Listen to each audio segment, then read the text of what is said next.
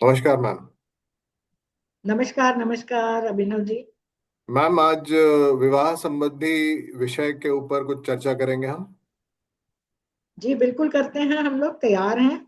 जी जी। सबसे पहले तो हम इसमें यही देखना चाहेंगे कि विवाह कब कब हो सकते हैं या कब कब किए जा सकते हैं। हमारे पंडितों ने पंचांग में पहले से ही मुहूर्त निकाल के रखे होते हैं। अक्सर हमें पंचांग में भी मिल जाते हैं, लेकिन इसके पीछे कुछ ज्योतिषीय कारण भी हैं। सूर्य की स्थिति भी देखी जाती है, चंद्रमा की स्थिति भी देखी जाती है, और गुरु की स्थिति भी देखी जाती है। इन सब बातों का विचार करके ही हम विवाह के मुहूर्त देखते हैं। और इसके बाद हमें यह भी देखना पड़ता है कि लड़का और लड़की की कुंडली में ये जो नियम है, ये मैच हो रहे हैं कि नहीं हो रहे। इन बातों के बाद ही किसी का विवाह निश्चित किया जा सकता है। अब इसमें जैसे हम सबसे पहले ये देखना चाहते हैं कि कौन कौन से महीनों में विवाह किए जा सकते हैं। तो हमारे यहाँ जो देशी महीने हैं ना, उनको हम ले सकते हैं इसके लिए कि जब सूर्य इन राशियों में भ्रमण करें। मिथुन राशि में सूर्य भ्रमण करता है 16 जून से 16 जुलाई। तो हमारे जो है महीने, जैसा कि आप लोग जानते भी हैं, चैत्र वैशाख ज्येष्ठ आषाढ़, ये तो है ही सही। लेकिन इसके अलावा भी हम ये देखते हैं कि सूर्य जो एक महीने एक राशि में रहता है, सूर्य जब निम्न राशियों में भ्रमण करता है तभी विवाह के मुहूर्त निकाले जाते हैं। जैसे मिथुन राशि, जैसा मैंने आपको बताया, 15-16 जून से लेकर 15-16 जुलाई तक रहती है। उसके बाद कुंभ राशि है, या मिथुन राशि के पहले हम वाली राशियां देखना चाहें तो मेष राशि में भी विवाह होते हैं। मेष राशि में सूर्य 14 अप्रैल से 14 मई तक होता है। उसके बाद आती है वृषभ राशि। वृषभ राशि में सूर्य 14 15 मई से 14-15 जून तक रहता है। और उसके बाद मिथुन राशि आती है। उसके पश्चात जब कर्क राशि में सूर्य भ्रमण करता है तो विवाह के मुहूर्त समाप्त हो जाते हैं। उसके बाद जो है वृश्चिक राशि आती है, जो नवंबर में आती है। तो फिर नवंबर से मुहूर्त शुरू हो जाते हैं, वही 15 नवंबर से 15 दिसंबर। और कुछ मुहूर्त धनु राशि के शुरू में रहते हैं, प्रारंभ में, तो वो दिसंबर में आता है। इसके बाद आती है मकर राशि। मकर राशि में सूर्य जो है 14 जनवरी से लगता है, हम लोग सभी जानते हैं, 14 जनवरी से 14 फरवरी। और फिर कुंभ राशि। कुंभ राशि में जब सूर्य रहता है 14 फरवरी से 14 मार्च, तब भी विवाह के मुहूर्त माने गए हैं। ये शुभ माह माने गए हैं। और इसके अतिरिक्त मिथुन का सूर्य आषाढ़ शुक्ला दशमी तक शुभ है। इसमें भी एक वो रहती है बंधन कि आषाढ़ शुक्ल पक्ष की दशमी तक श्रेष्ठ माना गया है ना। और वृश्चिक का सूर्य जब आता है तब कार्तिक मास में उसको माना गया है। और मेष का सूर्य चैत्र मास में, तथा मकर का सूर्य होने पर पौष मास में विवाह शुभ होता है। तो मतलब हमें सूर्य की राशि भी देखनी है, और अपना देशी महीना जो है, हमारे 12 महीने हैं, उनको आपस में कोलाइड करके या मैच करके फिर शादी के मुहूर्त निकालने पड़ते हैं।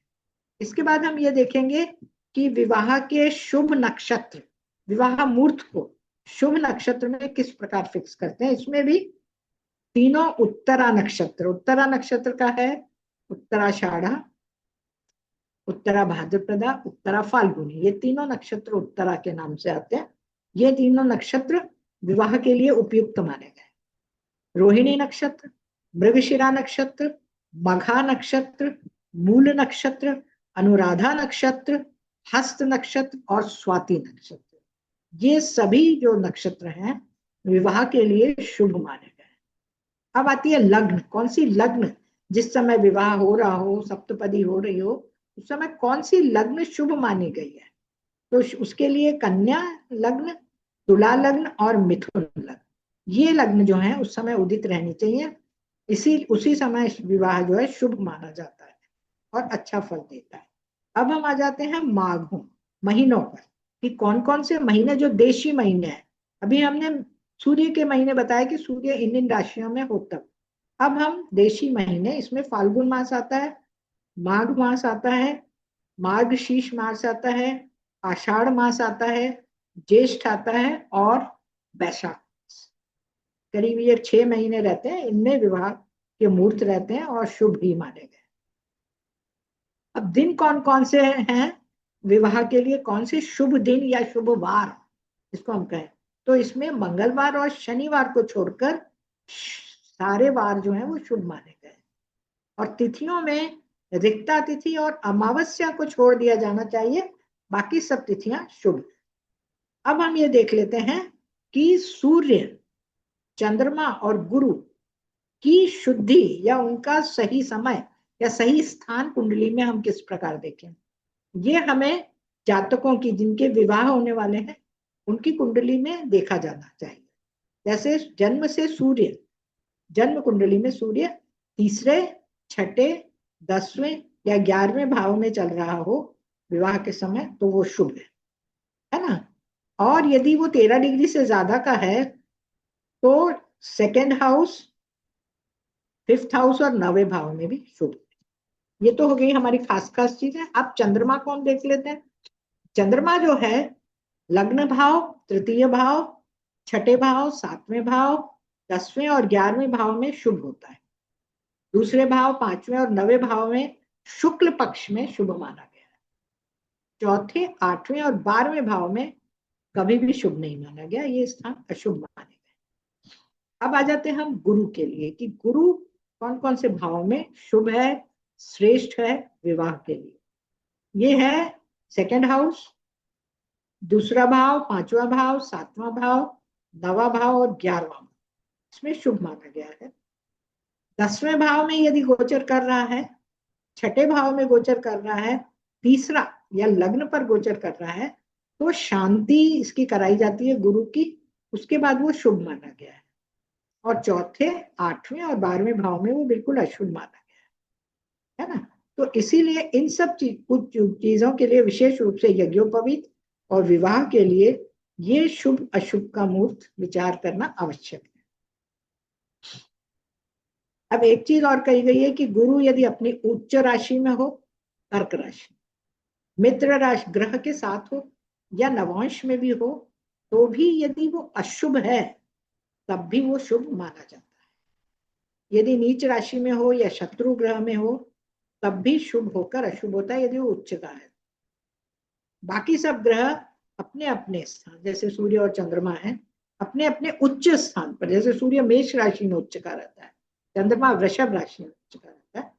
तो और यदि अनिष्ट स्थान, अनिष्ट स्थान कौन सा है, जो हम मान रहे हैं कि भाई वो अच्छे नहीं है, विशेष रूप से 6, 8, 12 इन भावों में हो तब भी वो शुभ फलदायी रहते हैं।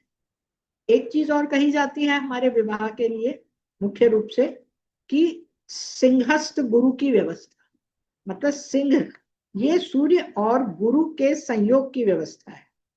सामान्य रूप से गुरु की राशि धनु और मीन है, इनमें यदि सूर्य आता है और सूर्य की राशि जो सिंह राशि है उसमें गुरु आता है, तो गुरु आदित्य नामक एक दोष आ जाता है और उसमें विवाह वर्जित माना गया है।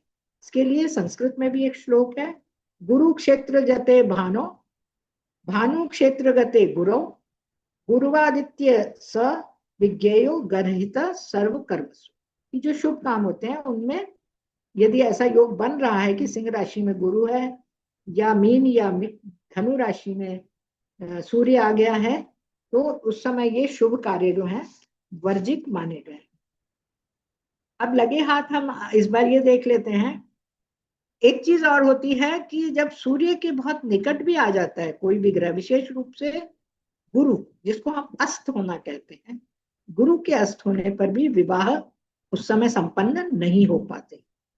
अब हम जैसे इसी साल के देखना चाहें कि इस वर्ष में विवाह के मुहूर्त कैसे हैं, तो हमारे इस वर्ष केवल 8 जून जून रविवार तक ही विवाह के मुहूर्त थे और उसके बाद जो है गुरु अस्त हो रहा है। अभी गुरु भी मिथुन राशि में चल रहा है और सूर्य भी मिथुन राशि में आ गया है 15-16 जून से।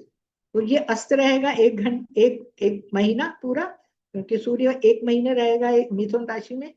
उसके बाद अगले महीने जुलाई से 11 या 12 जुलाई से देवशयनी एकादशी आ जाएगी, इसमें देव सो जाते हैं और 4 महीने फिर विवाह आदि शुभ कार्यक्रम हमारे यहाँ नहीं होते हैं। तो इसलिए अभी ये जो जून तक का महीना था इसके तो मुहूर्त निकल चुके हैं, लेकिन अब नवंबर से शुरू होंगे मुहूर्त हमारे, नवंबर और दिसंबर। 6 जुलाई 2025 को देवशयनी एकादशी है, और 1 नवंबर 2025 को फिर देव उठ जाएंगे, मतलब देव प्रबोधिनी एकादशी।